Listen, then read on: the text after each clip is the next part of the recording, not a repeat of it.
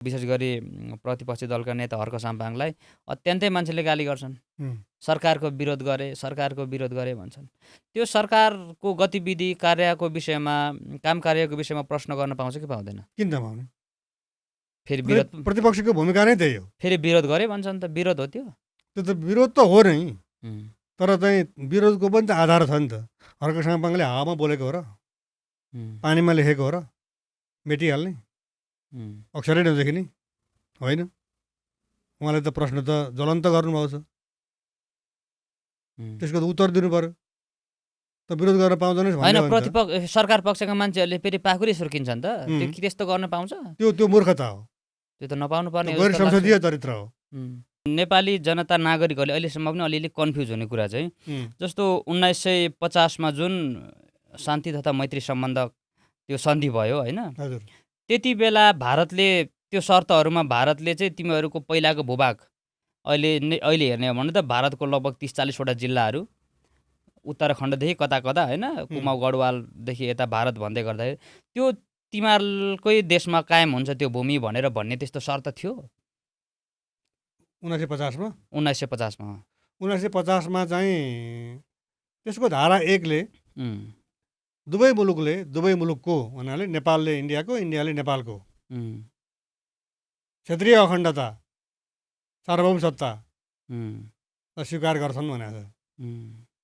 अनि यदि सुगौली सन्धिमा गुमेको जमिन चाहिँ इन्डियामै रहने हो भने के हुनु पर्थ्यो भने सुगौली सन्धि चाहिँ इन्डियासँग पनि कायम रहनेछ भनेर चाहिँ सन्धि गरेको हुनु पर्थ्यो। जस्तो सन्धि भुटानले 1949 मा इन्डियासँग गर्दाखेरि गर्यो। ब्रिटिसको पालामा जुन टेरिटोरी लिएको थियो ब्रिटिसहरूले, त्यो टेरिटोरी चाहिँ इन्डियाको पालामा पनि कायमै रहनेछ। त्यस बाबत चाहिँ क्षतिपूर्तिका रूपमा केही रकम 5 लाख 10 लाख रुपियाँ उपलब्ध गराउने भन्ने कुरा आज पनि भुटानले प्रतिवर्ष लिन्छ। त्यस्तै चाहिँ प्रावधान राखेको भए इन्डियालाई सजिलो पर्थ्यो। तर इन्डियाले के गर्यो भने बाठो भएर उसले चाहिँ धारा 1 मा हामीले के भनौँ भन्ने कुरै बिर्सियो के। यति बेला हामीसँग कुराकानी गर्नको लागि ग्रेटर नेपाल राष्ट्रवादी मोर्चाका अध्यक्ष फणिन्द्र नेपाल हुनुहुन्छ, जसले चाहिँ देशको सीमाको विषयमा एउटा ठुलो लडाइँ नै लडिरहनु भएको छ र विशेष गरी सुगौली सन्धिभन्दा अगाडिको सीमा भूभाग जुन नेपालको छ त्यो भूभाग फेरि कायम होस् भन्ने प्रकारले उहाँको अभियानहरू चलि नै रहेको छ। यो विषयमा गहन रूपमा हामी छलफल गर्नेछौँ। आज अलिकति फरक त होला, तर पनि सीमाको विषयमा, देशको भूभागको विषयमा कुराकानी गर्दै गर्दा मैले अलिकति यति भूमिका बाँधेँ। स्वागत छ यहाँलाई। धन्यवाद। आराम हुनुहुन्छ? ठिकै छु अहिले। ग्रेटर नेपाल भनेर लागिरहनु भएको छ सर। हजुर। सुगौली सन्धिभन्दा अगाडि 1816 को सुगौली सन्धि भन्दा अगाडिको मुलुक चाहिँ भूभाग चाहिँ नेपालको कायम रहनुपर्छ भनेर युद्ध नै लडिरहनु भएको छ होइन? यो ग्रेटर नेपाल चाहिन्छ भनिरहनुको उद्देश्य चाहिँ के हो? उद्देश्य त तपाईँले नै प्रश्न पारिसक्नुभयो। सुगौली सन्धिभन्दा अगाडिको भूमि हामीलाई फिर्ता चाहिन्छ। अहिले जुन हामी इन्डियाले कब्जामा राखेको 1947 अगस्त 15 पछि त्यो जमिन फिर्ता चाहियो भनेर हामी भन्दैछौँ नि, त्यसको चाहिँ एउटा हिस्टोरिकल मात्रै नभएर मोरल कुरा पनि छ क्या त्यसमा। हिस्टोरिकल भन्ने हो भने चाहिँ अहिलेको इन्डिया र अहिलेको पाकिस्तान 565 वटा साना ठुला राज्य मिलेर बनेको हो। अङ्ग्रेजहरूले त्यसलाई एक गरिदिएको। अनि 552 वटा त त्योभन्दा बढी पनि भइसक्यो अहिले त इन्डियामा। ती राज्यहरू मिले 13 वटा मिलेर चाहिँ पाकिस्तान बन्यो। अनि त्यही बेलामा जति बेला इन्डिया र पाकिस्तान इन्डिपेन्डेन्ट भए, हाम्रो भूभाग पनि सुगौली सन्धिमा गुमेको भूभाग पनि इन्डिपेन्डेन्ट भएको। तर दुवै मुलुक भनौँ न तत्कालीन, मैले तत्कालीन किन भनेको भने सुगौली सन्धिमा गुमेको जमिन चाहिँ पूर्वी पाकिस्तानमा दिनाजपुर र रङपुर 2टा जिल्ला परेका छन्। अनि बाँकी चाहिँ सबै इन्डियामा परेका छन्। अनि उनीहरू चाहिँ इन्डिपेन्डेन्ट हुने, नयाँ मुलुक बन्ने, अनि हाम्रो चाहिँ इन्डिपेन्डेन्ट भइसकेको जमिन चाहिँ कब्जा गरेर अनि आफ्नो मातहतमा राख्ने, यो गलत हो। यो अवैधानिक छ र यो मोरालिटीको हिसाबले पनि यो चाहिँ अनैतिक छ, इमोरल कुरा। कसरी भने उपनिवेशबाट मुक्ति पाउने मुलुकले अर्को मुलुकको जमिन चाहिँ उपनिवेशमा राख्नु भनेको त योभन्दा लाजमर्दो त कुरै छैन कि। 1947 भारत चाहिँ ब्रिटिसबाट आजाद भइसके पछाडि 1900 लगभग 50 होइन सर एउटा सन्धि भयो। हजुर, मैत्री तथा शान्ति तथा मैत्री सम्बन्ध जुलाई 31, 1950 मा। त्यो पहिला गरिएका सबै सन्धिहरू चाहिँ खारेज हुनुपर्छ भन्दै गर्दाखेरि सुगौली सन्धि खारेज नभएको भन्ने कुराहरू आयो। भन्ने कुरा नै हो त्यो तपाईँको पनि एउटा लडाइँ युद्ध होइन? त्यो मैले तपाईँलाई करेक्सन गरेँ। सुगौली सन्धि चाहिँ खारेज भएन होइन कि, सुगौली सन्धि खारेज भएर पनि खारेज भए अनुसार जमिन नेपालमा आउनुपर्ने आएन भन्ने चाहिँ हो कि। मैले भूमिका यहीँ त बाँधेँ यहाँलाई सुरुमा। त्यति बेला जो राजा हुनुहुन्थ्यो गिरवाड युद्ध विक्रम शाह र भीमसेन थापा चाहिँ प्रधानमन्त्री हुनुहुन्थ्यो। उहाँहरूलाई नेपालीले अब अहिले कसरी चिन्ने सर? उहाँहरूलाई राष्ट्रघाती भन्ने कि त्यो समय त्यस्तो थियो कि त्यो सिचुएसन थियो कि त्यो के थियो सर खास? अब तत्कालीन राजा गिरवाणलाई चाहिँ दोष दिन मिल्दैन, किनभने अब तत्कालीन प्रधानमन्त्रीले नै नायवी एउटा शासन चलाएको, उसको नाममा उसले शासन चलाएको र यसको चाहिँ गुण दोष होइन। कार्यकारी त फेरि राजा नै हुन्थ्यो होइन त्यति बेला? होइन, राजा भए तापनि त्यो उमेरमा उनले चाहिँ त्यो राजकाजको जिम्मा लिइसकेका थिएनन्। कति वर्ष उमेर हुनुहुन्थ्यो गिरवाड युद्ध विक्रम शाह? त्यस्तै 17-18। सुगौली सन्धि भएको 1 वर्षपछि त उहाँको देहान्त पनि भइहाल्यो। यो सुगौली सन्धिकै कुरा गर्दै गर्दाखेरि हाम्रो देशको भूभाग जस्तो त्यो बिचमा नि सर 1816 भन्दा पनि 1815 होला लगभग डिसेम्बर 2 तिर होइन भएछ हस्ताक्षर भए पछाडि हामीलाई प्रस्ताव गरेको चाहिँ 1815 को डिसेम्बर 2 मा हो र 15 दिनभित्रमा सही गर्नुपर्छ त्यो नेपालले भनेको थियो। तर नेपालले 93rd डेज भनौँ न 93औं दिनको दिन मात्रै गर्यो। त्यो 93औं दिनमा पुग्दाखेरि चाहिँ 1816 को मार्च 4 तारिक पुग्छ। मार्च 4 तारिक भएछ। त्यो सर विशेष गरी नि यति बेला यो भारतसँग हामीले जुन ब्रिटिस इस्ट इन्डिया कम्पनी भन्नेसँग चाहिँ नेपालले सम्झौता गरेको त्यो भन्ने कुराहरू छ होइन? हजुर। त्यसमा अहिले आएर यो 1947 पछि आजाद भएको भारतलाई त्यति ठुलो दोष लगाउँदाखेरि पनि प्रश्न उठाउँछन् मान्छेले। हुन त यो प्रश्न गर्नै अब अलिकति देशभक्त व्यक्तित्वको लागि यो अलिकति प्रश्न पनि बन्न सक्छ, त देशद्रोही हो कि के हो भन्ने प्रकारले पनि मान्छेले हेर्लान्। तर 1947 पछि आजाद भएको मुलुक भारतलाई त्यो मान्छेले जसरी दोष दिइरहेछन् नि त्यो चाहिँ के हो सर? त्यो त्यसरी पनि गर्न मिल्छ कि त्यति बेला ब्रिटिससँगै सम्झौता गर्नु पर्थ्यो 1816 तिर? होइन, तपाईँले जुन कुरा भन्नुभयो त्यसमा त इन्डियालाई 100% दोष दिनुपर्छ। मैले तपाईँलाई अघि पनि भनिसकेँ, नैतिकताको हिसाबले जुन मुलुक ब्रिटिस उपनिवेशवाद विरुद्ध लड्यो, उपनिवेशबाट मुक्तिका निमित्त लडेको हो नि त। यद्यपि हतियार लिएर लडेका होइनन् इन्डियनहरू, महात्मा गान्धीको अहिंसात्मक आन्दोलनबाटै इन्डिया बनेको हो। अनि आफू चाहिँ ब्रिटिसहरूलाई हामीले धपायौँ भनेर चाहिँ घमण्ड गर्ने, गौरव गर्ने, अनि हाम्रो जमिन चाहिँ कब्जामा लिने, अनि त्यसलाई दोष नदिए कसलाई दिने? ब्रिटिसले त 1947 को जुलाई 18 मा इन्डियन इन्डिपेन्डेन्स एक्ट भन्ने जुन कानुन पास गर्यो, त्यसैमा चाहिँ हामी जुन अवस्थामा यहाँ आएका थियौँ त्यसको पोलिटिकल जुन सिनारियो जे थियो, पोलिटिकल भन्नाले चाहिँ यो हामी जुन पोलिटिकल म्याप भन्छौँ क्या, यो राजनीतिक नक्सा भनिन्छ देशको नक्सालाई, त्यो जस्तो थियो त्यस्तै अवस्थामा छोडेर जाँदैछौँ भनेको छ। उनीहरू आउँदाखेरि त हामी त पूर्वमा ब्रह्मपुत्र पश्चिममा राविसम्म थियौँ त, अनि त्यही अवस्थामा छाडेका छौँ भन्दाखेरि त हामी त्यही दिन नै त्यो ऐन लागु भएकै दिन नै हामी चाहिँ पूर्वमा ब्रह्मपुत्र पश्चिममा राविसम्म पुग्यौँ। तर 47 अगस्त 15 मा इन्डिपेन्डेन्ट भएको इन्डियाले 95% हाम्रो त्यो टेरिटोरी लियो। अनि पूर्वी पाकिस्तान जति बेला चाहिँ पाकिस्तान चाहिँ पूर्व र पश्चिममा विभाजित थियो, पूर्वी पाकिस्तानमा चाहिँ दिनाजपुर र रङ्गपुर जिल्ला दुईवटा परे, त्यहाँ चाहिँ करिब 5 to 7% एरिया छ हाम्रो होइन। अनि यो चाहिँ ब्रिटिसले त छोडेर गइसक्यो हो। तपाईँको एउटा कुरा चाहिँ मान्नुपर्छ, तपाईँको उठाएको प्रश्न त्यो के भने ब्रिटिससँग नै हामीले वार्कापार गर्नुपर्थ्यो। यद्यपि अब इतिहासका किताबहरूमा अनि राणाहरूको जीवनी लेखकहरूले के भनेका छन् भने 2 पटकसम्म ब्रिटिसहरूले चाहिँ नेपाललाई जमिन फिर्ता लिनको निमित्त भने आह्वान पनि गरे ब्रिटिसहरूले। यो अनुरोध सर गरे। ठ्याक्कै नि नेपाली जनता नागरिकहरूले अहिलेसम्म पनि अलिअलि कन्फ्युज हुने कुरा चाहिँ जस्तो 1950 मा जुन शान्ति तथा मैत्री सम्बन्ध त्यो सन्धि भयो होइन, हजुर त्यति बेला भारतले त्यो शर्तहरूमा भारतले चाहिँ तिमीहरूको पहिलाको भूभाग अहिले हेर्ने हो भने त भारतको लगभग 30-40 वटा जिल्लाहरू उत्तराखण्डदेखि कता कता होइन, कुमाउ गढवालदेखि यता भारत भन्दै गर्दाखेरि त्यो तिमीहरूकै देशमा कायम हुन्छ त्यो भूमि भनेर भन्ने त्यस्तो शर्त थियो 1950 मा 1950 मा।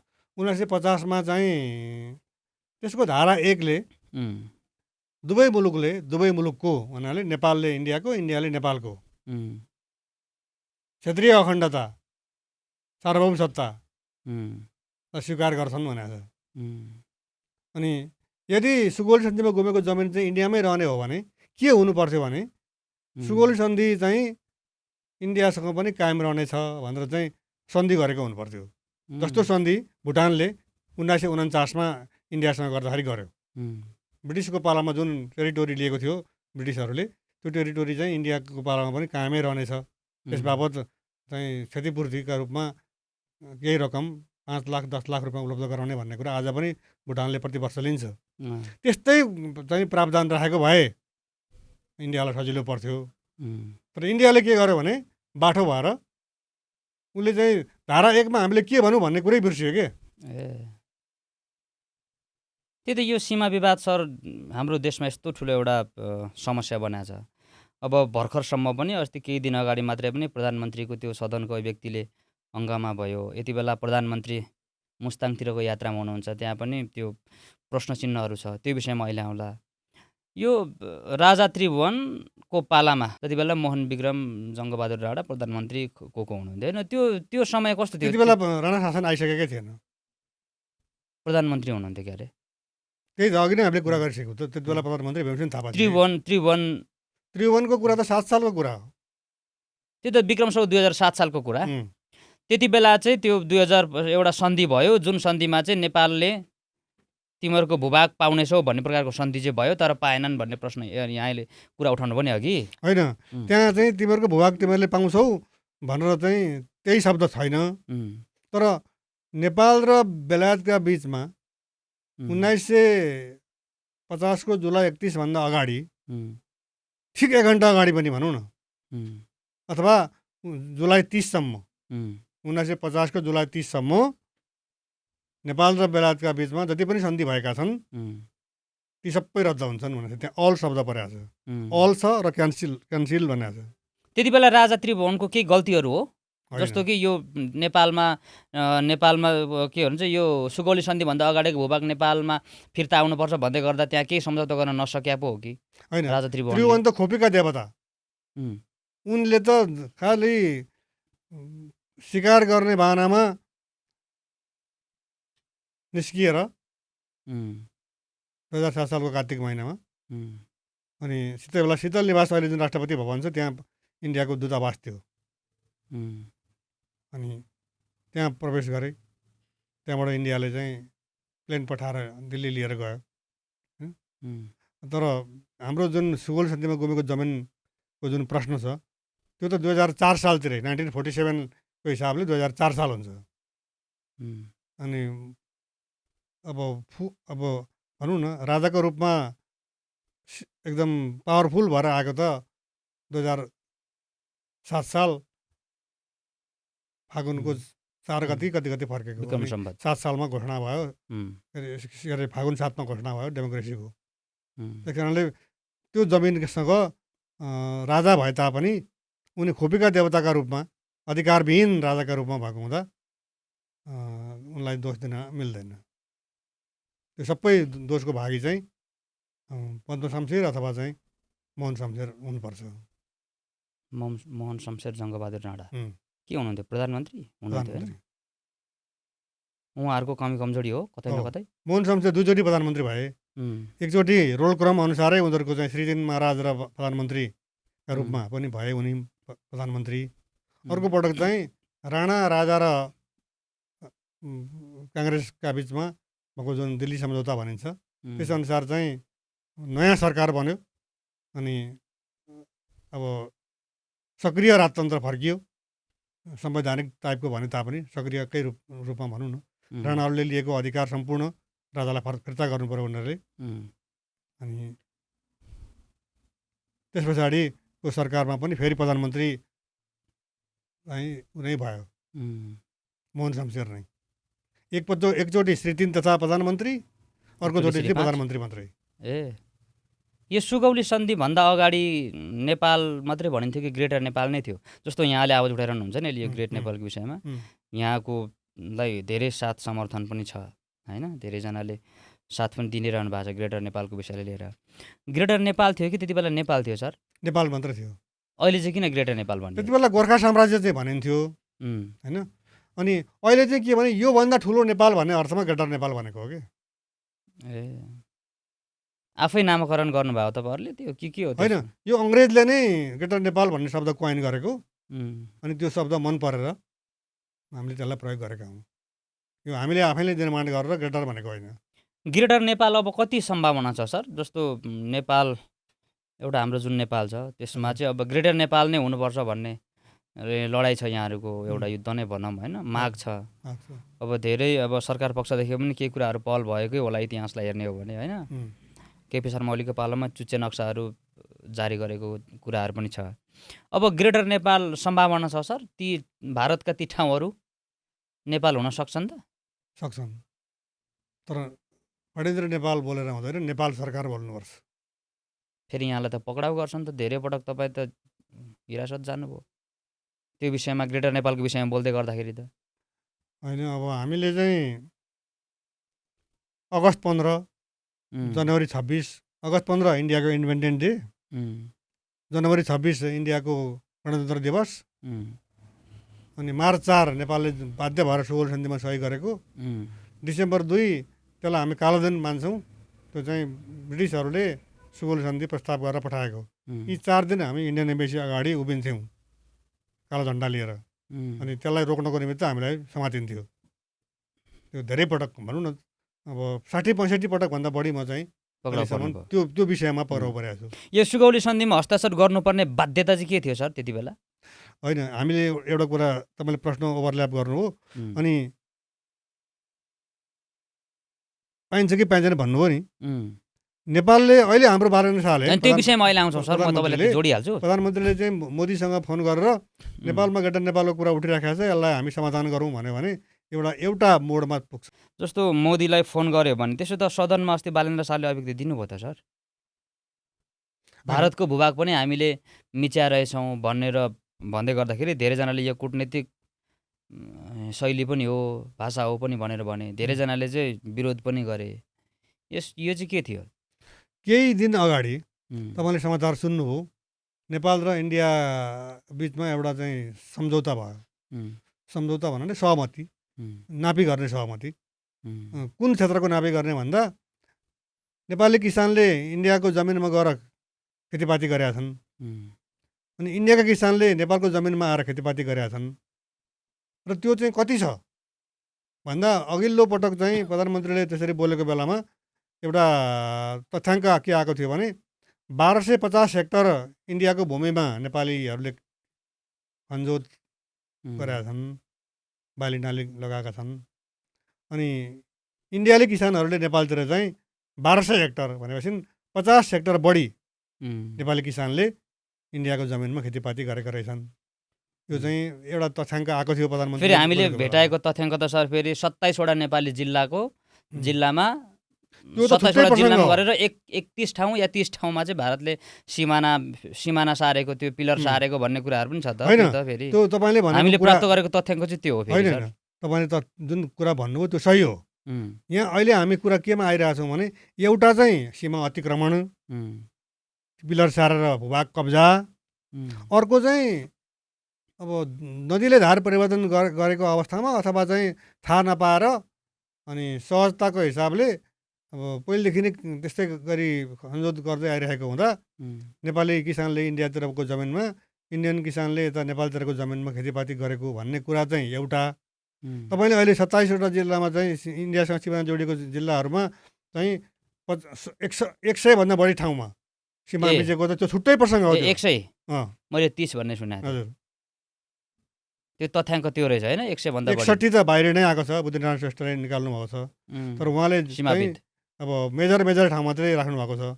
उम्, तर 1 फिट मिचेको छ भने त्यो पनि मिचेकै हो नि त। उम्। त्यो हिसाबले हेर्दाखेरि तर 100 यो ठाउँभन्दा बढी त्यो खेतीपाती मिचेको अलिकति पाइन्छ। यतापट्टि भारतीयले उतापट्टि नेपालीले गर्नलाई त सीमा मिचेको भन्न मिल्छ कि मिल्दैन सर? मिल्दैन। ए, किन त नेपालीले पनि गर्यो, इन्डियनले पनि गर्यो। उम्। नेपालीले इन्डियन साइडमा गर्यो, इन्डियनले नेपाली साइडमा आयो। दौत्य र- सम्बन्ध कायम भएको मुलुक पनि हो फेरि भारत र हो। नेपाल होइन? अनि त्यो हिसाबले चाहिँ त्यस्तो के रहेछ त्यो चाहिँ नापजोच गरेर उम्, जाँच गरेर अनि कति जमिन चाहिँ नेपालको इन्डियातिर आउने, उम्, कति जमिन चाहिँ नेपालको इन्डियातिर जाने, इन्डियाको नेपालतिर आउने। यो कुरा चाहिँ कस्तो हो भने एकपटक तपाईँलाई याद होला नरेन्द्र मोदीकै पालामा प्रधानमन्त्री चाहिँ उनी नै थिए, उम्, तर बङ्गलादेशको प्रधानमन्त्री चाहिँ शेख हसिना बाजे थिइन्। ए, उनीहरूकोमा पनि यही समस्या थियो, त्यो समाधान भयो। हाम्रोभन्दा कारण धेरै के थियो? विशाल त्यस्तो क्षेत्र के चाहिँ समस्या थियो? यस्तै समाधान गरी कसरी भयो सर? त्यो समाधान चाहिँ यही यो उम्, क्रस बोर्डर अकुपेसन अथवा चाहिँ सीमापार भोग चलनको जुन कुरा थियो त्यो उम्, त्यहाँ पनि थियो, त्यसलाई उम्। उनीहरूले समाधान गरे जग्गा मिचिएको भूभाग नै मिचिएको भन्ने त त्यस्तो थिएन होला नि त्यहाँ त? होइन। जस्तो अहिले हाम्रो अहिले हामीले लिपुलेक लिम्पियाधुरा एप्रोप्रिएटली भनौँ न, अहिले हामीले चाहिँ जुन क्रस बोर्डर अकुपेसन भनिरहेका छौँ त्यहाँ पनि त्यही थियो। ए, त्यही त क्रस बोर्डर अकुपेसन भन्नु र सीमा मिचेको भन्नु त फरक कुरा भयो फरक नि। कुरा हो त्यही त त्यहाँ त्यो त्यो त्यो उहाँहरूको बिच चाहिँ क्रस बोर्डर अकुपेसन थियो, थियो हो। तर सीमा मिचेको भन्ने त थिएन। जस्तो हाम्रो लिपुलेक लिम्पियाधुरा चाहिँ भारतले अहिले पनि भारतको हो भनेर उनीहरूले दाबी गर्छन् उम्, होइन? तर त्यो हाम्रो त्यस्तो समस्या त थिएन होला त्यहाँ? थिएन। त्यही त त्यो अलिकति साधारण समस्या नै हो, त्यो हल होला हुन सक्ने। त्यही मैले यहाँलाई अघि नेपाली के अरे बङ्गलादेशी किसानले इन्डियाको जमिनतिर, इन्डियाले किसानले बङ्गलादेशको जमिनतिर चाहिँ गरेको त्यसको उनीहरूको चाहिँ भोल्युम ठुलो थियो कि। त्यही त मैले यहाँलाई अघि सोधेको प्रश्न के थियो भने सुगौली सन्धिमा हस्ताक्षर गर्नुपर्ने बाध्यता चाहिँ के थियो? मैले अघि यहाँलाई सोधेको प्रश्न। बाध्यता त त्यो सैनिक मुठभेड भएको हो, सैनिकहरू एक आपसमा भिडेर चाहिँ लडाइँ भएको हो, त्यो लडाइँमा नेपाली पक्ष हार्यो, त्यस कारण सुगौल सन्धि भयो। ए, त्यो थियो होइन? हजुर। हारेरै हाम्रो भूभाग ओगट्या उनीहरूले लुट्या हो। तर त्यति मात्रै होइन, यहाँनिर चाहिँ तर किन भन्नुपर्छ भने हामी हारेको चाहिँ महाकाली पारी मात्रै हो। महाकालीदेखि पूर्वपट्टि पनि लडाइँ भयो, तर त्यो लडाइँमा नेपालीहरूले आफ्नो जहाँनिर चाहिँ मोर्चा थियो त्यो त्यहाँ डटेर बसे। अङ्ग्रेजहरूले नेपालीलाई त्यहाँबाट लखेट्न सकेनन् र नेपाली पनि अगाडि बढेर दक्षिणतिर चाहिँ अङ्ग्रेजलाई झपाउँदै गएनन्, आफ्नो मोर्चा सम्हालेर बसे। त्यस कारणले खास लडाइँ भएको र खास जमिन गुमेको चाहिँ महाकाली पारी मात्रै हो।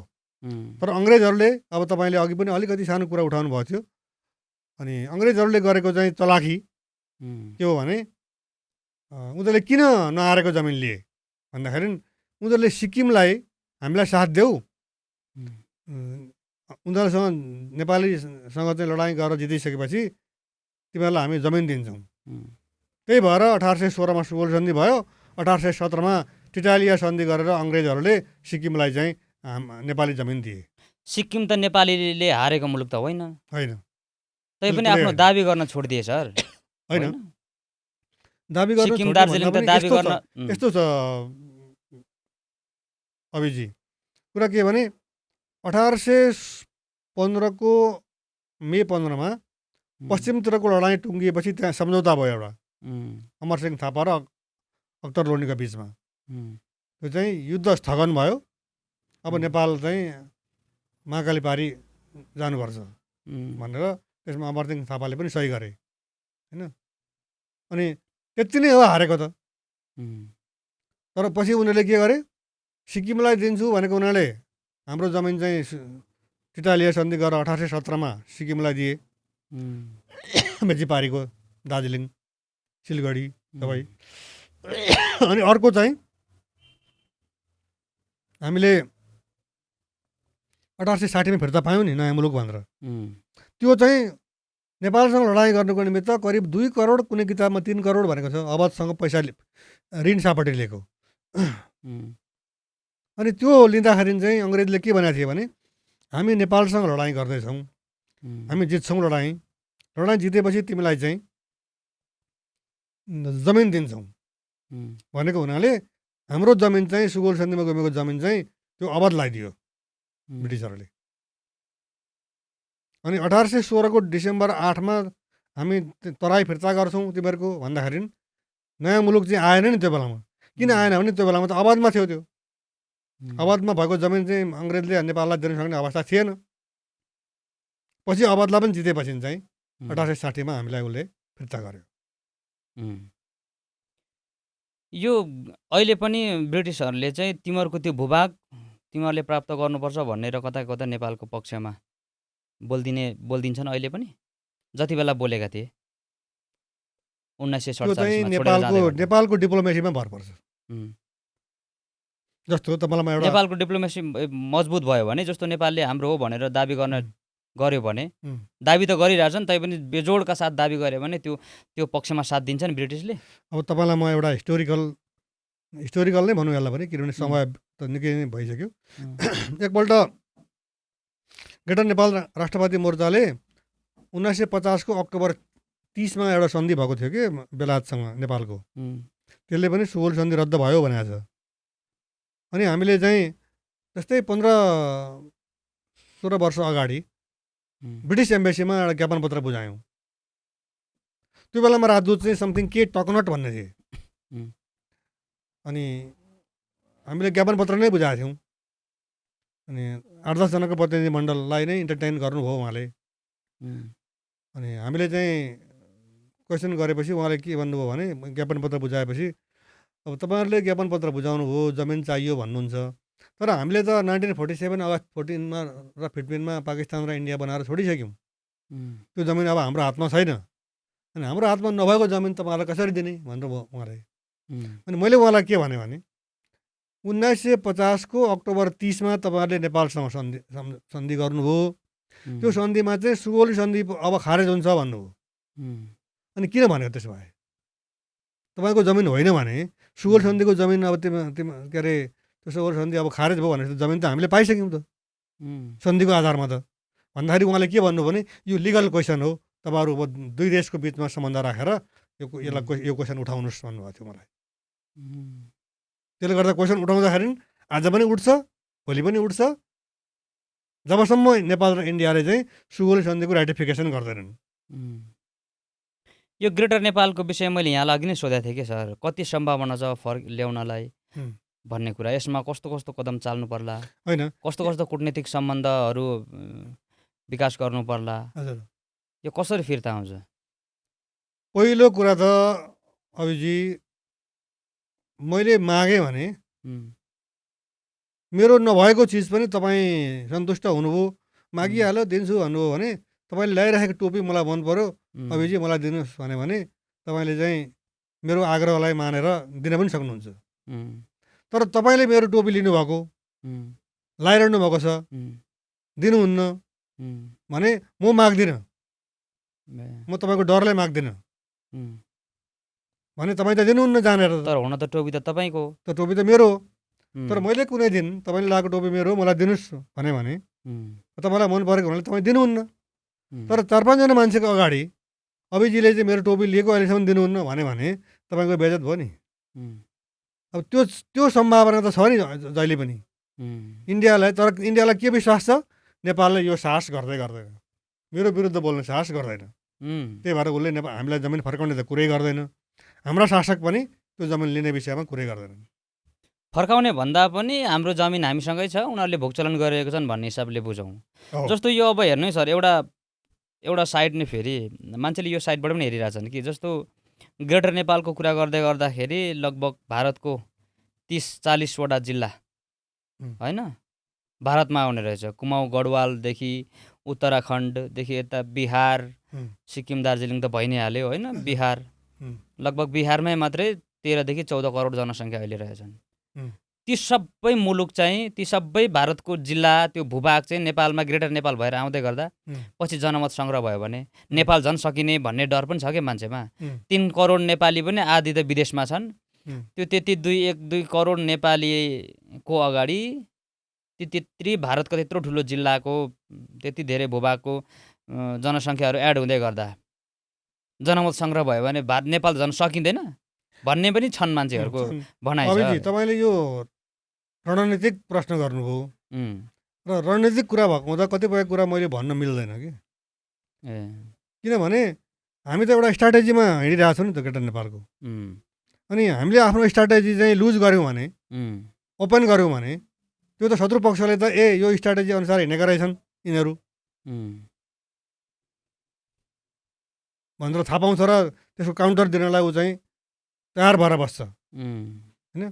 तर म तपाईँलाई एउटा चाहिँ 13-14 करोड चाहिँ बिहारबाट मात्रै नेपालमा मिसिन्छन् र उनीहरूले भोलि जनमत माग गरेर नेपालै इन्डियातिर मिलाउँछन् भन्ने जुन कुरा गर्नुभयो नि, त्यो विषयमा चाहिँ म तपाईँलाई कसरी क्लियर गर्न चाहन्छु भने त्यसो भन्नेहरूले सुगौली सन्धि पढेकै छैनन् कि। सुगौली सन्धि पढ्नु पहिले, अनि कहाँदेखि कहाँसम्म चाहिँ हामीले पाउँछौँ।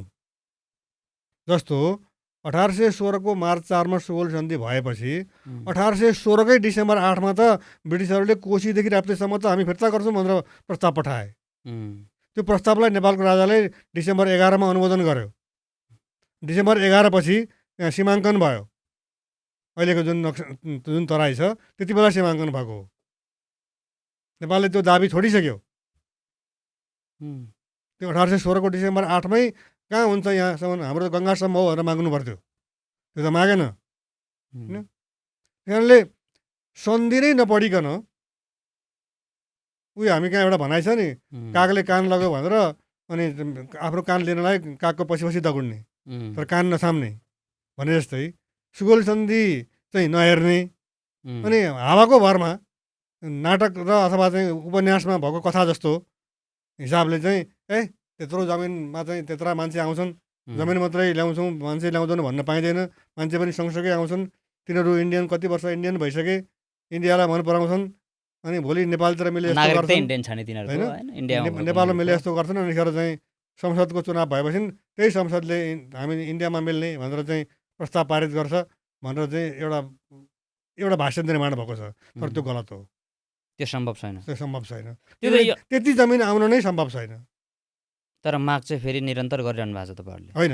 त्यो त हामीले हाम्रो पुर्खा जहाँसम्म टेकेका थिए त्यहाँसम्म ग्रेटर नेपाल हो त्यो भन्नु र भोलि टेबलमा बस्दाखेरि चाहिँ डकुमेन्ट पेस गर्नु फरक कुरा हो नि। आम मानिसको दिमागमा आउने प्रश्न त फेरि यो पनि त हो नि सर, जस्तो ग्रेटर नेपाल चाहिँ नेपाल पूर्ण रूपमा एउटा नेपाल हुँदै गर्दाखेरि चाहिँ ती देशमा भएका जनता नागरिकहरू पनि नेपाली भएर आउने कि भारतीय भएर हाम्रो भूभाग छोडेर भारतको बाँकी सीमातिर कोची नपुग्ने भन्ने प्रश्न त मान्छेको दिमागमा त आइ नै हाल्छ नि। आइहाल्छ। तर नेपालमा मैले एउटा कुरा के देखेँ भने खास गरी पहाडे मुलुकका मानिसहरू, किनभने सत्ता धेरै जसो अब एकपटक राष्ट्रपति हुनुभयो तराई मूलबाट, अनि 2 चोटि उपराष्ट्रपति नै, पहिलोपटि पनि तराईबाटै, अहिले दोस्रो पटक पनि तराईबाटै उपराष्ट्रपति हुनुहुन्छ।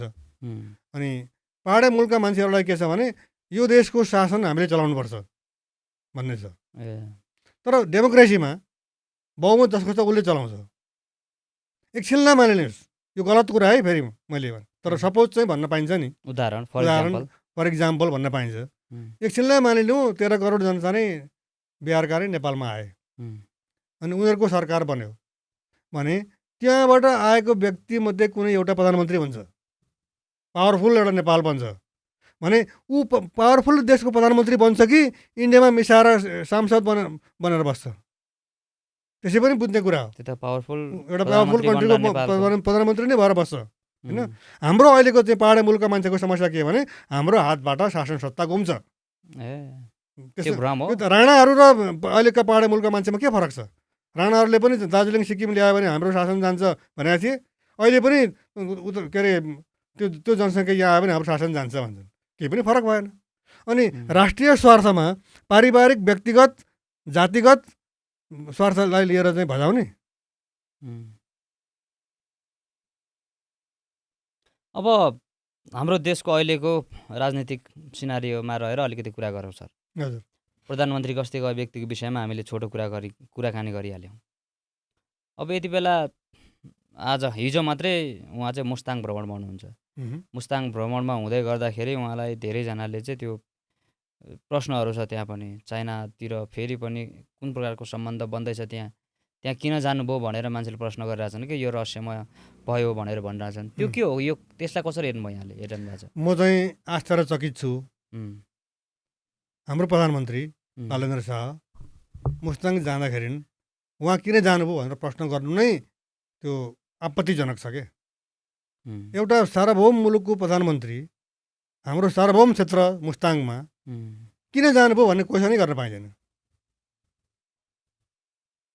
निजी भ्रमणमा जानुभयो। मुस्ताङबाट सिमानामा किन जाने भन्ने कुरा होला, मुस्ताङ मात्रै भन्दा पनि त्यो त एउटा पर्यटकीय क्षेत्र। अनि देशको त्यहाँ उहाँ जान पाउनुहुन्छ, देशको प्रधानमन्त्रीले व्यक्तिगत रूपमा भ्रमणको लागि जानु पाउनुहुन्छ, तर त्यहाँ त उहाँ त अफिसियल्ली जानु भएको छ नि सर भन्ने प्रश्नमा सीमासम्म पुग्ने भन्ने कुरा आउँदै गर्दा आज तपाईँले गोर्खापत्र हेर्नुहोस्, राष्ट्रिय समाचार समितिको त्यो समाचार हो, उहाँ निजी भ्रमणमा जानुभएको हो भनेर।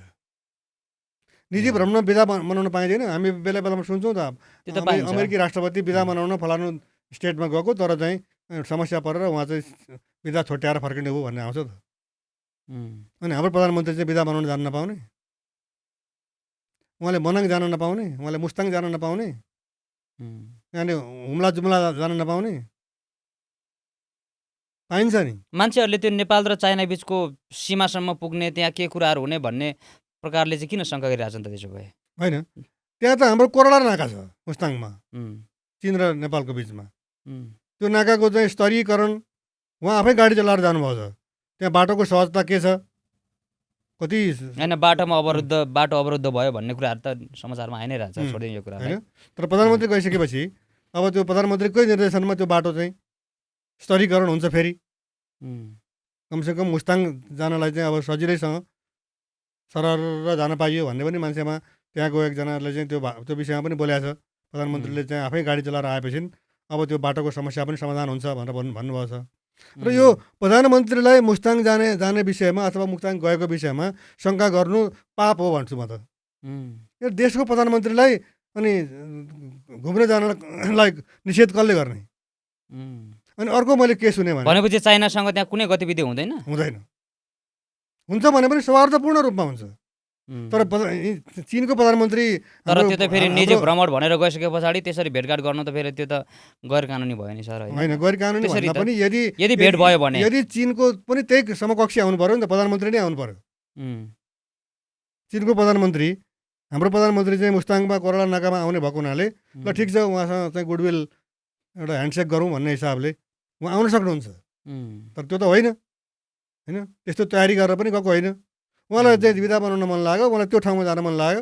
अब अहिले कुरा के आएको छ, त्यो कोरला नाकाको भित्र अथवा मुस्ताङ जिल्लाभित्र चाहिँ जुन अमेरिकी लगानीमा चाहिँ गुम्बा जीर्णोद्धार भयो, त्यो चाहिँ त्यो कुरा त्यसलाई हेर्न जानुभएको। अनि एउटा मित्र राष्ट्रले त्यहाँ चाहिँ सहयोग गरेर चाहिँ गुम्बा पुनर्निर्माण भएको छ भने त्यो हेर्ने उत्सुकता प्रधानमन्त्रीलाई हुँदैन भन्न सकिन्छ र? मुस्ताङको युरेनियमसँग त्यो अहिलेको यो निजी भ्रमण भन्दै गर्दा उहाँको त्यो केही सम्बन्धहरू जोडिँदैन? होइन, जोडिएला।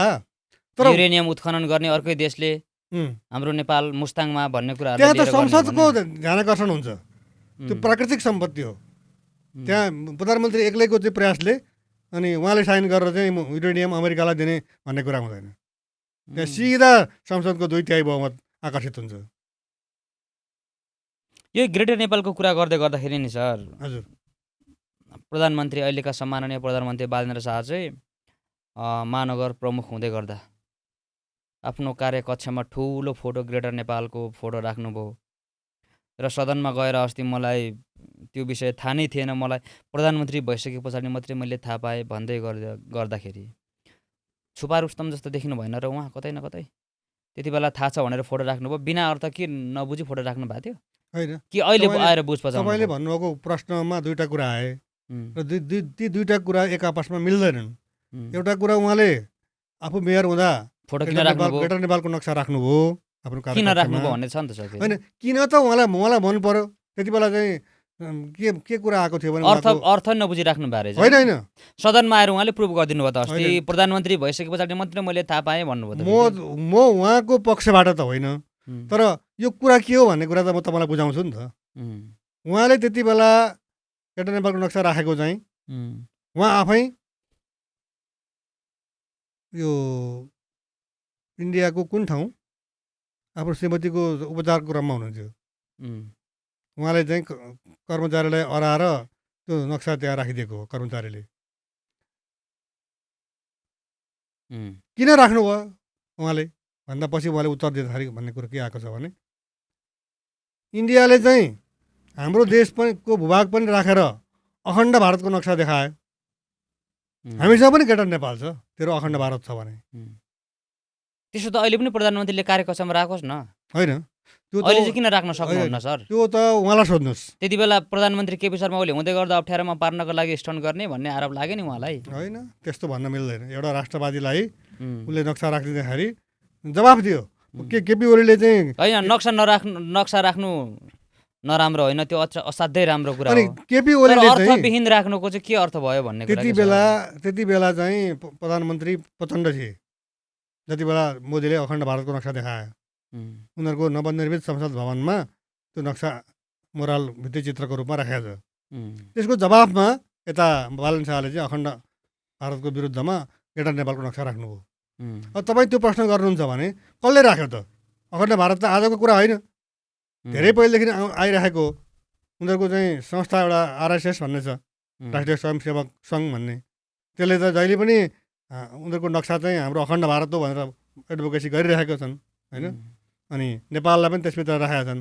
दक्षिण एसिया पुरै अखण्ड भारतभित्र पर्छ भने त्यसको विरुद्धमा चाहिँ ग्रेटर नेपालको नक्सा केपी ओलीले राख्नुभयो, प्रचण्डले राख्नुभयो, शेरबहादुर देउवाले राख्नुभयो। पछिल्लो चरणमा उहाँहरू प्रधानमन्त्री हुनुभएको, उसले पनि राखेन। तर मेयरका रूपमा बालन शाहले त राख्नुभयो। इन्डियाको प्रधानमन्त्रीलाई उहाँले चाहिँ टिट फर ट्याट जस्तालाई जस्तै जवाफ दिनुभयो। अब अहिले किन राख्नु भएन भने अब उहाँले चाहिँ मैले राखेको नक्सा हो म लिएरै जान्छु भनेर त लिएर जानु भएन होला, त्यो महानगरपालिकामै होला। बरु क्वेसन के गरौँ भने अहिलेको निमित्त मेयर कार्यवाहक सुनिता डङ्गोलले राख्नुभएको छ, त्यो नक्सा छ त्यहाँ। त्यो त हटाइएछ क्यारे होइन। अनि त्यहाँ जाउँ न सोध्नलाई किन हटाएको। हिजो चाहिँ विरोध नगर्ने राख्दाखेरि बालन शाह जाने बित्तिकै अनि नक्सा पनि निकालिदिने। त्यो मलाई ठ्याक्कै थाहा भएन सर, हटाइएछ कि क्या हो भन्ने कुरा जति जहिले न्युजमा अहिले त्यो देखिएको छ। त्यसरी सँगसँगै राखिदिएको भए समाचारमा आइसक्थ्यो। भारत र नेपालको सम्बन्ध चाहिँ कस्तो हो सर? खास एउटा छिमेकी मुलुक, सबैभन्दा नजिकको छिमेकी नेपालको त मित्र त भारत नै हो। कस्तो सम्बन्ध छ सर? हुनुपर्ने सम्बन्ध चाहिँ कस्तो हो? यो बिचमा तपाईँहरूले नै ग्रेटर नेपालको कुरा गर्नुहुन्छ, उता अखण्ड भारतको फोटो राख्छन्, यता ग्रेटर नेपालको फोटो तपाईँहरूले राख्नुहुन्छ भित्तामा। त्यो कारणले गर्दाखेरि एउटा द्वन्द्व पनि देखिन्छ नागरिक बिच। त्यो के भन्छ, भारतीय नागरिकहरूलाई नेपालको बारेमा र नेपाली नागरिकहरूलाई भारतको विषयमा हेर्ने हो भने हामी दुश्मन हो भन्ने प्रकारले तपाईँहरूले नै खडा गर्नु भएको जस्तो लाग्छ कता न कता। के छ सर त्यो सम्बन्ध कस्तो छ अहिले भारत र नेपाल? होइन, तपाईँले इन्डियन साइडबाट सोधिनु प्रश्न टाइपको प्रश्न गर्नुभयो। होइन, त्यो मानसिकता पनि त हुन्छ नि मान्छेमा। हामीले त इन्डियालाई मित्र नै मानेको, उनीहरूले के माने? तर उसले चाहिँ मित्र मानेन, हामीलाई मित्र ठानेन। हामीले इन्डियाले चाहिँ एकपटक चन्द्रमामा यान पठायो नि, थाहा छ नि तपाईँलाई। हामीले विरोध गऱ्यौँ, इन्डियाले बनाउनु हुँदैन भनेको छैनौँ नि, उसले क्षेपास्त्र बनाउँछ। हामीले कहिल्यै ग्रेटर नेपाल राष्ट्रिय मोर्चाले इन्डियाले क्षेपास्त्र बनाएकोमा यसले चाहिँ हतियारको चाहिँ प्रतिस्पर्धा बढाउने हुनाले हामी यसको घोर भर्त्सना गर्छौँ त हामीले भनेको छैनौँ। तर दैलेखमा फेरि पेट्रोलियम पदार्थ उत्खनन हुँदै गर्दा भारतले त हस्तक्षेप गरे फेरि। हो, त्यसरी तपाईँले इक्जाम्पल दिनुभयो, नेपालले चाहिँ भारतलाई मित्र ठान्छन्, उनीहरूले शत्रु ठान्छन् भन्ने हो। तपाईँ पूर्वकै मान्छे, बाहुनी पनि भन्छन्, कसैले बाहुन्नी भन्छन्, मोरङमा बाहुन्ने भन्छन्। बाहुन्ने त्यहाँ चाहिँ पेट्रोलियम पदार्थ फेला पर्यो। यो 46 सालको चाहिँ इन्डियाले गरेको चाहिँ नाकाबन्दीको बेलामा त्यहाँ अन्वेषण भएको थियो। पछि इन्डियाको दबाबमा त्यसलाई बन्द गरियो होइन। अनि उसले नेपाललाई हामीले कहिल्यै पनि इन्डियालाई हामी शत्रु भन्दैनौँ कि यदि उसले हाम्रो सिमाना नबेच्ने भए, हाम्रो पानीमाथि एकाधिकार कायम गर्न नखोजेको भए, हामीले चाहिँ बिजुली उत्पादन गरेको बिजुली यो यहाँबाट आएको यो त्यहाँबाट आएको यो चाहिँ किन्छु त्यो चाहिँ किन्दिनँ नभन्ने भए, हाम्रो चाहिँ तराईमा चाहिँ डुबान हुने गरी नबाँधेको भए, हामीलाई जबरजस्ती विषादी भरिएको तरकारी नखुवाएको भए, हामीलाई पनि कोशी र गण्डकी अनि शारदा नगरबाट पानी दिएको भए हामी हाई गर्थ्यौँ नि। तर असल छिमेकी बन्न सकेन। तर ऊ असल छिमेकी बन्न सकेन। ऊ छिमेकी हो तर मित्र होइन। तपाईँले यो यसरी अभिव्यक्ति दिँदै गर्दा बोल्दै गर्दाखेरि यहाँलाई पनि फेरि चीन परस्त, चीनको नुनले चाहिँ तपाईँको भान्सामा नुनिलो हुन्छ भन्ने शङ्का पनि मान्छेले गर्छन् क्या फेरि सर। चीन परस्त, चीनबाट नुन खाइरहेछन् भन्ने प्रसङ्ग निकालेर यहाँलाई पनि विरोध गर्छन् क्या फेरि सर। अघि तपाईँले मलाई तपाईँको यो के हो सत्यता खास? तपाईँले अघि मलाई तपाईँको स्कुटीमा कि मोटरसाइकल के हो? हजुर, मोटरसाइकलमा लिएर आउनुभयो बाटोबाट लिएर। चीनको नुन खाने भए म त गाडी चढेर आउँछु नि, सानो भयो भने। तपाईँलाई त्यस्तो आरोप लगाएको त्यो बेफाको होइन? आरोपको आरोप छ। अब चाहिँ म हात्ती हुँ, कुकुरहरू चाहिँ भुकिरहन्छन्। हात्तीले कहिले कुकुर भुकेको फर्केर हेर्छ? हेर्दैन नि। नहेर्ला। तपाईँलाई म एउटा घटना एउटा घटना सुनाउँछु। जब नरेन्द्र मोदी र इन्डियाको प्रधानमन्त्री नरेन्द्र मोदी र चीनको प्रधानमन्त्री ली खस्याङ जस्तो लाग्छ, उहाँहरूको बिचमा चाहिँ 2015मा चीनमा सम्झौता भयो। त्यति बेलै लिपु लेकबाट व्यापार गर्ने, मानसरोवर यात्रा त्यहाँबाट गर्ने भन्ने कुरा भयो। अनि त्यस पछाडि नेपालमा भूकम्प आयो। भूकम्पपछि नेपालमा चाहिँ यो दात्री राष्ट्रहरूको सम्मेलन भयो। त्यहाँ इन्डियाको पनि विदेश मन्त्री, चाइनाको पनि विदेश मन्त्री यहाँ आएको थियो। उनीहरूले चाहिँ इन्डियाले 1 अरब रुपियाँ दिने होइन, 1 खरब, अनि चाइनाले 75 अरब दिने घोषणा गरे। त्यो दिन हामीले चाहिँ हाम्रो जमिनबाट चाहिँ त्यो बेला व्यापार गर्ने भनेको हुँदा हामी यो स्वीकार्य छैन भनेर त्यो एकै दिन चीनको दूतावासमा पनि इन्डियाको दूतावासमा पनि ग्रेटर नेपाल राष्ट्रवादी मोर्चाको तर्फबाट ज्ञापन पत्र बुझाउने कार्यक्रम थियो। कैलाश मानसरोवरको विषय होइन, कहाँ मानसरोवर मात्रै होइन, त्यहाँबाट व्यापार गर्ने कुरा पनि, व्यापारिक केन्द्रहरू नेपालको नाका भूमिबाट भारत र चीनले नगरोस् भन्ने कुराले लिएर हामीले ज्ञापन पत्र यदि गरिहाले पनि नेपाललाई सोधोस् भन्ने थियो होला हैन यहाँहरुको माग चाहिँ। हामीले चाहिँ ज्ञापन पत्र बुझाउन लागेका थियौँ। हामीलाई चाहिँ टङ्गालमै रोकेर चाहिँ हामीलाई महेन्द्र पुलिस क्लबमा ल्याएर राखियो हैन। चीन विरुद्ध चीनले गरेको चाहिँ ज्यादती विरुद्ध त हामी बोल्न गएको हो नि त हैन। कुनै पनि राष्ट्रको विरुद्ध गतिविधि गरे भने त फेरि त्यो त गलतै त होला नि हैन। अनि त्यो चाहिँ नहेर्ने, अनि मैले त नुन होइन पानी पनि खाएको छैन। उही चीन जाँदाखेरि पानी खाइयो छुट्टै कुरा। चीन भ्रमण गइराख्नुहुन्छ भन्ने कुरा आउँछ नि फेरि, यो केको लागि जानुहुन्छ? रमाइलोको लागि? होइन, रमाइलोको लागि होइन। म त्यसमा चाहिँ तपाईँलाई फेरि प्रश्न गर्छु। यहाँ केही साथीहरूले जलविद्युतमा चिनिया लगानी ल्याउने केही समय अगाडि मात्रै पनि तपाईँको भ्रमण भएको हामीलाई थाहा छ सर। हो, अनि त्यसलाई कसरी हेर्ने? शङ्का त गरिहाल्छ नि सर। होइन, शङ्का गर्ने बाटो राख्दिनु भएको छ? होइन, बाटो राख्ने होइन। चीन त्यत्रो संसारको चाहिँ अब नम्बर 1 आर्थिक राष्ट्र हुन खोजिरहेको छ होइन। शक्ति राष्ट्रकै हैसियतमा पुगिसक्यो, अमेरिकाको टक्कर दिनेमा पुगेको छ उसले। अनि त्यहाँ चाहिँ व्यापारी साथीहरू पनि छन्, यहाँ नेपालमा लगानी गर, त्यस्तो हुँदाखेरि केही % कमिसन पाइन्छ, त्यो लोभ पनि छ। त्यो प्रयासमा जाने हो। र म 8 पटक चीन भ्रमणमा पुगिसकेको छु र मैले जम्मा 1 पटक मात्रै चीनको सरकारी पैसामा भनौँ न, पैसा पनि दिएको होइन, आउने जाने टिकट खर्चमा, अनि 3-4 दिन त्यहाँ बसेको होटलको खर्च उनीहरूले आफैले बेहोर्ने। त्यहाँ पैसा चाहिँ 1 पैसा एक युवान पनि पाइएन।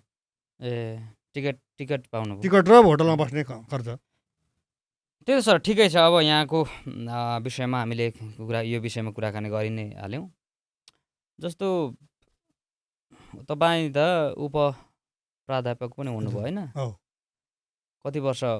मैले लगातार 35 वर्ष पढाएँ पाटन क्याम्पसमा। 35 वर्ष पढाउनु भयो? हजुर।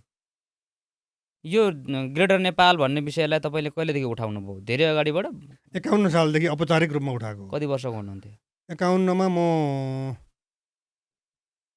37 वर्ष थिएँ।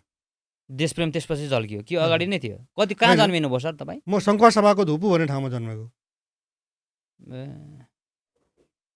त्यति बेला हामीले सानो कक्षामै प्रार्थनामा गाउँछ गीत नेपाली ज्योतिको पङ्ख उचाली राष्ट्रिय गान जय जय हे नेपाल सुन्दर शान्त विशाल अनि पश्चिम किल्ला काँगडा पूर्वमा टिस्टा पुगेथ्यौँ कुन शक्तिको सामुमा कहिले हामी झुकेथ्यौँ। यो प्रार्थनामा गाइन्थ्यो, प्रार्थना गीत थियो यो राष्ट्रिय गीत।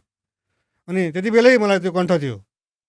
अनि कक्षा 6मा पुगेर चाहिँ इतिहास पढ्दाखेरि गुरुले चाहिँ सुगौली सन्धि भयो, नेपाल अङ्ग्रेज लडाइँ भयो, उनीहरूले चाहिँ झुक्क्याएर असमान सन्धि गरेर हाम्रो जमिन लुटेर लगे भन्दाखेरि चाहिँ एकदम सिरिङ्ग हुने अनि नारीको रौँहरू ठाडा हुने यस्तो हुन्थ्यो। तर मैले विधिवत रूपमा अथवा चाहिँ औपचारिक रूपमा चाहिँ दार्जिलिङमा सुभाष घिसिङले आन्दोलन सुरु गरेपछि यो जमिन नेपालको रहेछ भन्ने कुरा थाहा भयो। त्यस पछाडि लड्न थाल्नु अनि यसमा म समावेश भएर अगाडि बढेँ। अब अन्तिममा पनि छौँ सर, छोटो मात्रै कुराकानी गरौँ। हजुर, अब अहिले यो नेपालको राजनैतिक यो सिनारियो, यसलाई के भने राजनीतिक यो माहौल गतिविधिलाई कसरी हेरिरहनु भएको छ यहाँले? विशेष गरी प्रतिपक्षको कुरा पनि गरौँ अलिकति, अब सरकारको कुरा पनि गरौँ। प्रतिपक्षलाई धेरैजना मान्छेहरूले विरोध मात्रै गरे भन्छन्, सरकार पक्षको मान्छेहरूले तिमीहरू किन विरोध गर्छस् भनेर पनि फेरि उफ्रिन्छन्। त्यो त अलिकति गैर कानुनी जस्तो पनि देखिन्छ सदनभित्र त। प्रतिपक्षको भूमिका भनेको त प्रश्न उठाउन पाउने, आवाज उठाउन पाउने, सरकारको गतिविधिको विषयमा प्रश्न गर्न पाउने त्यो अधिकारभित्रको कुरा हो। विशेष गरी प्रतिपक्षी दलका नेता हर्क साम्पाङलाई अत्यन्तै मान्छेले गाली गर्छन्, सरकारको विरोध गरे भन्छन्। त्यो सरकारको गतिविधि कार्यको विषयमा, काम कार्यको विषयमा प्रश्न गर्न पाउँछ कि पाउँदैन? किन नपाउने? फेरि विरोध, प्रतिपक्षको भूमिका नै त्यही हो। फेरि विरोध गरे भन्छन् त, विरोध हो त्यो? त्यो त विरोध त हो नै, तर चाहिँ विरोधको पनि त आधार छ नि त। हर्क साम्पाङले हावामा बोलेको हो र पानीमा लेखेको हो र मेटिहाल्ने अक्षरै नदेखिने होइन? उहाँले त प्रश्न त ज्वलन्त गर्नुभएको छ, त्यसको त उत्तर दिनु पर्यो। त विरोध गर्न पाउँदैन होइन? सरकार पक्षका मान्छेहरूले फेरि पाखुरी सुर्किन्छन् त, त्यस्तो गर्न पाउँछ? त्यो मूर्खता हो, त्यो त नपाउनु पर्ने गैर संसदीय चरित्र हो उहाँहरूको जुन। तपाईँलाई फेरि म अर्को कुरा चाहिँ के गर्छु भने, म यो सरकारको समर्थक हो। तर कसरी भन्नुहुन्छ भने, म राष्ट्रपाको टिकट होल्डर पनि होइन, राष्ट्रपाको सदस्यता लिएको पनि छैन, म राष्ट्रपा पार्टी प्रवेश पनि गर्दिनँ। तर मैले यो सरकारलाई समर्थन गरेको कारण के भने, यो 2/3 नजिकको मेजोरिटीको सरकार हो, उसलाई काम गर्न दिनुपर्छ। त्यो त प्रतिपक्षका नेताहरूले पनि भनिरहेछन् त सर, 5 वर्ष यो सरकारलाई काम गर्न दिनुपर्छ, तर काम चाहिँ गर्नुपर्छ भनिरहनु भएको छ त। इभन हर्क साम्पाङले पनि भनिरहनु भएको छ 5 वर्ष यो सरकार नढलोस्, तर हामी पनि कामना गर्छौँ, तर काम चाहिँ गर्नुपर्छ भन्नुभएको छ। अनि काम त गर्छ नि त, भर्खर 5 महिना पनि भएको छैन, 5 वर्षको सरकार हो यो। अनि तपाईँलाई म एउटा कथा सुनाउँछु छोटोमा। गाउँका 4-5जनालाई खसीको मासु खान मन लागेको छ, त्यसले फटाफटा खालका थिए। अनि गाउँमा तपाईँ पनि सङ्घसभामा जन्मेको, म पनि सङ्घसभामा जन्मेको, हाम्रो पाहाडतिर चाहिँ हप्तामा 2-1 हाट लाग्छ बजार, त्यहाँ खसी बोका पनि किन्न पाइन्छ, राँगो पनि लिएर आएको हुन्छ। अनि तरकारी सरकारी अनि यस्तो खेती किसानी गर्नलाई चाहिने हतियारहरू, कुटो कोदालो अनि खुकुरीहरू, यी सबै चिज राखेको हुन्छ। अनि जे चाहिन्छ आफूलाई त्यो लिने हो। अनि एउटाले चाहिँ खसी किनेछ, अनि त्यो खसी किनेको त्यो फटाहरूले देखे, अनि खसी डोर्याएर ऊ आफ्नो गाउँतिर घरतिर हिँड्यो। अनि तिनीहरूले के सल्लाह गरेछन् ती 4-5जना फटाहरूले भने, हामी चाहिँ भनौँ न अब आधा किलोमिटर भने पनि भयो, 100 मिटरको दूरी भने पनि भयो, 200 किलोमिटरको दूरीमा भने पनि केही फरक दूरीमा उनीहरू 5जना बसे। अनि पहिलोले उसले उता खसी किनेर ल्यायो, अनि साइनो लगायो, ओहो दाई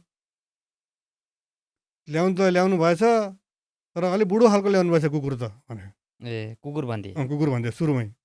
अनि हट फटा, खसी लिएर आइरहेको छु, कहाँ कुकुर भन्छ? होइन कुकुरै हो भने उसले, अरू कुरा केही गरेन, ऊ हिँड्यो खसी डोर्याउँदै। अनि दोस्रो व्यक्ति कहाँ पुग्यो, अनि कतिमा किन्नु भएको यो कुकुर भने, मैले खसी किनेर ल्याएको, तँ कुकुर भन्छस्, बोलाइस् भनौँ, त्यसलाई पनि गाली गर्यो। होइन मैले हेर त कुकुर देखिरहेको छु भन्यो। उम्, अनि अब तेस्रो व्यक्ति कहाँ पुग्यो हिँड्दा हिँड्दै, अनि उसले पनि अनि अब त्यो कुकुरलाई किन डोर्याएर हिँडेको? अर्कोले अँ तेस्रोले त्यो तपाईँसँगै घरकै कुकुर होला, तपाईँसँग पछि पछि आइहाल्छ नि, छोडिदिनुहोस् डोरी भने। अनि के भनिस् अरे, खसीलाई चाहिँ कुकुर भन्छस्? अनि चौथो व्यक्ति कहाँ पुग्यो? अनि चौथो व्यक्ति कहाँ पुगेपछि त्यसले पनि त्यसलाई किन कुकुर लिएर आउनुभएको, अहिले बच्चै ल्याउनु पर्ने। अनि त्यो चौथो व्यक्तिले पनि कुकुर भनेपछि त्यसले यसो हेर्छ त्यो खसीलाई, त्यसले कुकुर कुकुर देख्छ क्या, त्यो मनोविज्ञान। अनि जब पाँचौँ व्यक्ति कहाँ पुग्छ अनि हे चाहिँ तपाईँ पनि कुकुर लिएर आउने, कुकुर डोर्याएर आउने तपाईँ जस्तो मान्छे, यसो हेरेको उसले पुरै कुकुर देख्यो त्यो आफ्नो खसीलाई। अनि छोडिदियो त्यसले। खसी चाहिँ अब त्यो कताबाट चाहिँ कुन गाउँबाट लिएर आएको थियो, जुन बाटोबाट आएको त्यही बाटोबाट बुर्कुस मारेर चाहिँ खसी फर्किहाल्यो। अनि बिचमा भएको एउटा कुनैले फटाहाले समात्यो। अनि उनीहरूले मिलेर चाहिँ त्यो मानसिकताको कुरा काटेर गर्नु खाए। यहाँले हैन। अहिले चाहिँ ठ्याक्कै के छ भने बालेन्सा फटा, बालेन्सा फटा, बालेन्सा फटा, केपी ओली त्यही भन्ने, प्रचण्ड त्यही भन्ने, शेरबहादुर त्यही भन्ने, गगन थापा त्यही भन्ने, राजेन्द्र लिङ्गदेन त्यही भन्ने, सबैले भनेर चाहिँ अनि बालेन्सालाई फटा भन्ने। बालेन्साले फटा भन्दैमा त्यो कुकुर चाहिँ के अरे खसी चाहिँ कुकुर बनाए जस्तो गरी त भन्दैन नि। मलाई त्यो कथाको सम्झना आउँछ क्या यो बालेन्साको विरोध गरेको देख्दाखेरि। विरोध त बालेन शाहको मात्रै होइन, सबैको नेपालमा त्यो एउटा के भन्ने त्यो मनोवृत्ति नै त्यस्तो विकास भइसक्यो क्या सर। प्रतिपक्षलाई पनि गाली, सरकार पक्षलाई पनि गाली, होइन गुड बन्ने गाली गर्ने, त्यही कारण देश बनाउने त्यस्तो बानीको भए विकास भयो। देश बनाउने भए काम गर्न दिनु पऱ्यो कि। म तपाईँलाई अर्को पनि घटना सुनाउँछु। 48 सालमा चुनाव भयो, नेपाली काङ्ग्रेसले बहुमत ल्यायो, निकै राम्रो मत ल्यायो, 69 कि 68 70 कति मत ल्यायो त्यति बेला चाहिँ।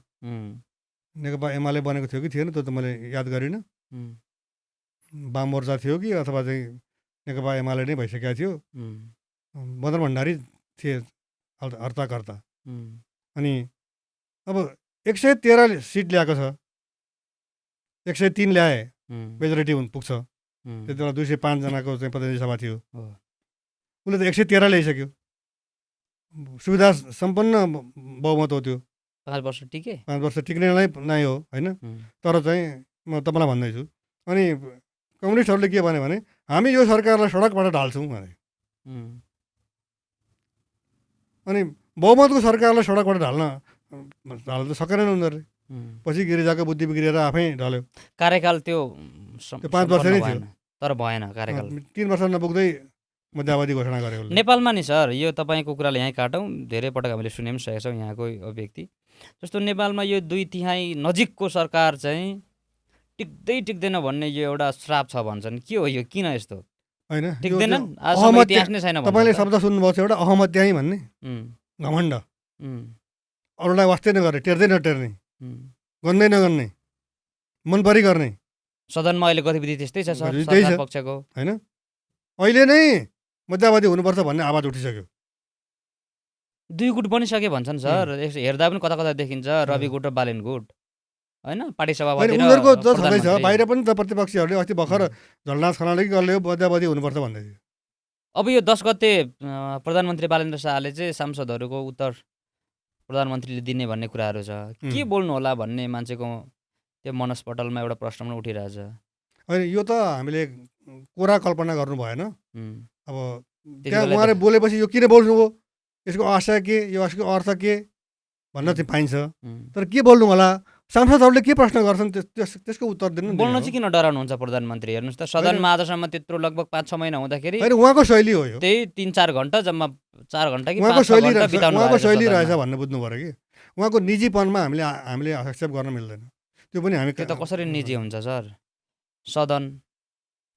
सदनमा उहाँले आएर जवाफ दिन चाहन्न, त्यो त निजी कुरा भएन नि सर। कसरी निजी भयो त्यो? तपाईँ के कुरा बुझ्नुहोस् भने यो संसदीय व्यवस्था भनेको प्रधानमन्त्रीय पद्धति हो। प्रधानमन्त्रीको मातहतमा परराष्ट्र मन्त्री छ, परराष्ट्र सम्बन्धी मामिला आयो भने परराष्ट्र मन्त्रीले जवाफ दिन्छ। उहाँको त्यो आशय हो, मन्त्रीलाई जिम्मेवार बनाउने, उत्तरदायी बनाउने हामीले सकारात्मक रूपले पनि लिनुपर्छ कि। ठिकै छ, हामीले नकारात्मक त लिएकै छैनौँ। 5 वर्ष काम गरिदिनुपर्छ यो सरकारलाई, दिनुपर्छ भन्ने हाम्रो पनि कामना छ सर। अन्तिममा केही छ सर यहाँले भन्नुपर्ने हाम्रो देशको विषयलाई लिएर हाम्रो दर्शकहरूलाई? होइन, मान्छेलाई भड्काउने, जनतालाई भड्काउने प्रयास फेरि पनि भइरहेछ। हिजो जुन उत्साहका साथ, जुन आकर्षणका साथ मत हालियो, त्यो बेकारमा हालिएछ भन्ने किसिमको चाहिँ एक्सप्लोइटेसन पनि भइरहेछ बाहिर। त्यतातर्फ जनताले पनि सोच्नुपर्छ। हामीले 5 वर्षको लागि मत दिएको भए 5 वर्ष कुर्ने धैर्य पनि राख्नुपर्छ भन्ने चाहिँ म आग्रह गर्छु। अन्तिममा त्यही भन्नुहुन्छ? हजुर। हस्, धन्यवाद सर समयको लागि यहाँलाई। हस्।